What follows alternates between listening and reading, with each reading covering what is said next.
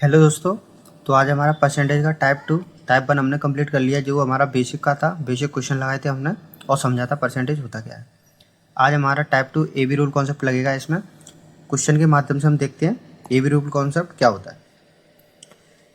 Question है, ए का वेतन बी के वेतन से 20% कम है, तो बी का वेतन ए के वेतन से कितने प्रतिशत अधिक है। जब भी ऐसे क्वेश्चन आते हैं तो सबसे पहले हम इसको बेसिक से करके बताते हैं। ठीक है, ए और बी ले लेंगे। बी के वेतन से 20% कम है, यानी कि बी के वेतन को मान लेंगे 100। बी के वेतन से कितना कम है? 20%, यानी कि ये हो जाएगा हमारा 80। ठीक है, कितना ज़्यादा है? 20। कितने पर ज़्यादा है वो हमारा नीचे आ जाएगा।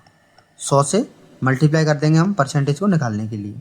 काटेंगे तो 20 चौक 80 और 4 से 100 को काटेंगे तो 25, यानी कि हमारा 25% आंसर सही हो जाएगा। ठीक है, पहला ऑप्शन तो ये हो गया रेशियो वाले माध्यम से। अब डायरेक्ट आपको ए बी रूल कॉन्सेप्ट कह लो या शॉर्ट ट्रिक कह लो, वो हम किस तरीके से लगाएंगे। जैसे 20% कम है तो पहले तो लिखेंगे हम 20। कितना कम है? 20। तो 100 में से 20 को कम करके नीचे लिख देंगे और 100 से मल्टीप्लाई कर देंगे। सेम वही वैल्यू निकल के आ जाएगी 1/4 और काटेंगे तो ये हमारा 25% निकल के आ जाएगा, यानी ऑप्शन भी हमारा सही हो जाएगा। ठीक है, अब अगर ए बी रूल कॉन्सेप्ट वाली बात समझें तो क्या होता है, इसमें आपको फ्रैक्शन पता होना चाहिए। एक तरह से हम तीसरा मेथड बता रहे हैं। 20% की वैल्यू क्या हो जाएगी हमारी? तो 20% की वैल्यू होती है हमारी 1/5।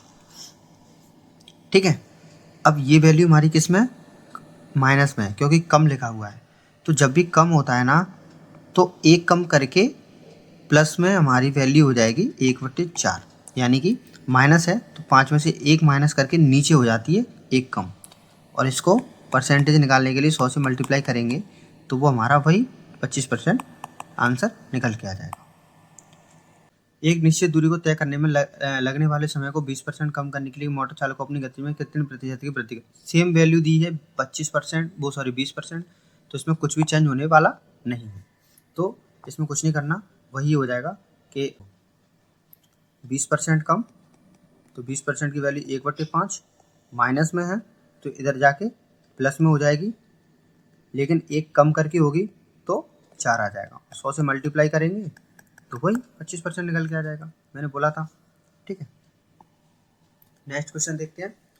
चीनी के मूल्य में 30% की वृद्धि हो जाती है, सीता को चीनी की खपत कितने प्रतिशत कम कर देनी चाहिए कि उसके व्यय में कोई वृद्धि ना हो। देखो 30% अब की बार वृद्धि की है तो प्लस में लेंगे अपन, 30 ऊपर लिखेंगे और कितने की वृद्धि हो रही है? 30 की। तो 100 में 30 की वृद्धि 130 नीचे आ जाएगा और 100 से मल्टीप्लाई कर देंगे परसेंटेज निकालने के लिए। एक जीरो से एक जीरो काटेंगे तो ये हमारा निकल के आ जाएगा 300/13। ठीक है, अब इसको डिवाइड कर लेंगे अपन, तो 13 दूनी 26 हो जाएगा है। 26 30 में से माइनस करेंगे तो 40 हो जाएगा। 40 में 13 का भाग देंगे तो 13 39 हो जाएगा और एक ऊपर बचेगा और नीचे 13 का 13 आ जाएगा अपना। तो ये हमारा परसेंटेज में आंसर हो जाएगा, यानी कि ऑप्शन ए हमारा सही हो जाएगा।